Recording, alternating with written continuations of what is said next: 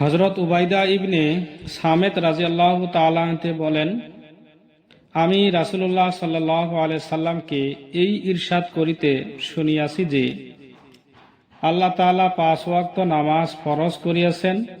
যে ব্যক্তি এই নামাজগুলোর জন্য উত্তম রূপে ওযু করে, উহাকে মুস্তাহাব ওয়াক্তে আদায় করে, রুকু সিজদা ইহতিমামের সহিত করে এবং পরিপূর্ণ খুজুর সহিত পড়ে, আল্লাহ তাআলার পক্ষ হইতে তাহার জন্য এই ওয়াদা যে তাহাকে অবশ্যই মাফ করিয়া দিবেন।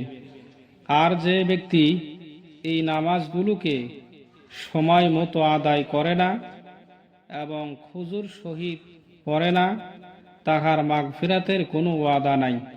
ইচ্ছা হইলে মাফ করিবেন, আর না হয় শাস্তি দিবেন। আবু দাউদ, কিতাবের নাম আবু দাউদ।